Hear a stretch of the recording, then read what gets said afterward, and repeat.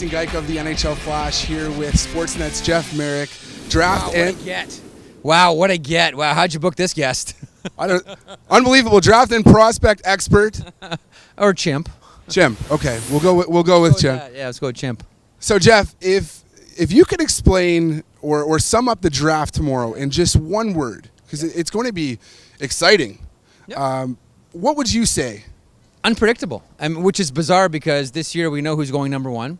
We know who's going number two. So normally say, it's kind of a snooze. This one's kind of predictable, but the drama's not on top. The drama happens after 3, and that's really where the draft begins. And when you throw in what Arizona's going to do, if they keep the pick, if they trade the pick, who do they trade with? Columbus wants that pick. Colorado's trying to move up as well. Philadelphia wants to make some moves.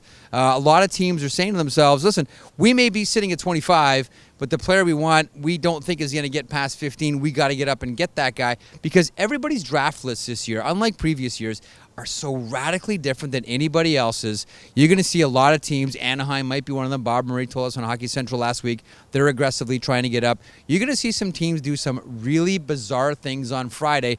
The question for me, Tyson, is what's the bigger story coming out of Friday night? Is it the draft picks themselves or all the trades that you see on the floor? Because make no mistake about it, there's going to be some moves tomorrow. So this is so much more than just the Eichel and McDavid draft. Oh, yeah. I mean, we're going to see so much stuff happening. What do you predict here? Oh boy, I predict a lot of movement. I think a lot of teams are going to be moving up. I think a lot of teams are going to be trying to get into the first round that don't have a first round pick right now. I think all eyes are on Don Maloney and the Arizona Coyotes. I think a lot of teams are trying to grab that pick. And if someone else grabs that pick and let's say takes a player that Toronto wants at number 4, does then Toronto look at moving down, flipping picks with Carolina, go down a little bit more? Maybe they talk to New Jersey, maybe they talk to Philadelphia, maybe they talk to Columbus. If you think the guy that you want after the player gets picked is still going to be there, the question becomes how far down do you travel? So the only prediction I can make is that it's going to be a really unpredictable draft, and I know it's a cliche and I apologize. I don't mean to do this to you, Tyson, I apologize, but I have no other way of describing it. This one is going to be a predictably unpredictable draft. We saw 2 small superstars in the NHL this year in Tyler Johnson and Patrick Kane doing so well with their teams, making it to the finals. Yeah.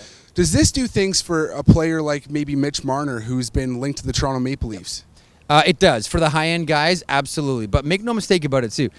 There's plenty of room in the NHL for Tyler Johnson. There's plenty of room for Patrick Kane. There's plenty of room for Johnny Gaudreau. There's plenty of room for Mitch Marner. I mean, the guy's going to be an NHLer.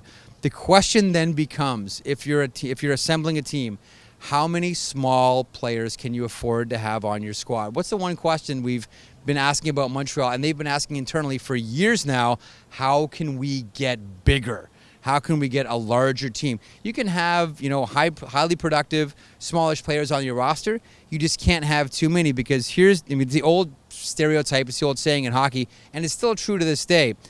A small player has to prove that he can play in this league, and a big player has to prove that he can't. And that's still true in the NHL.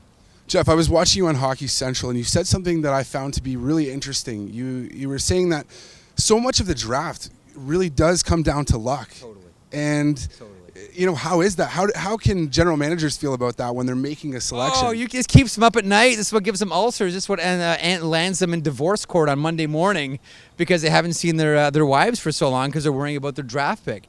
You're talking about 17-year-old kids. And think about how different you were between the ages of 17 and 25. I was pretty different. I suspect you were as well. Now you have these $1 million decisions based on what you think that 17-year-old is going to turn into at 25. I can't do it. You probably can't do it. A lot of people are paid a lot of money to try to figure that out, and that's where the uncertainty comes into it. And that's where, at the end of a lot of this, the high-end guys are the high-end guys. But how you sort them out, in a lot of ways, that's where luck comes into the equation. Thanks a lot. That's Jeff Marek, always an amazing opinion. And the draft is coming up tomorrow. Friday, it's going to be an awesome day. We expect a lot of unpredictableness. Yeah, and can we say that? Man, it's throw a log on the fire. Are you sweating? I'm sweating. I'm sweating. Oh, man, it's hot, man. That's Jeff Marek once again.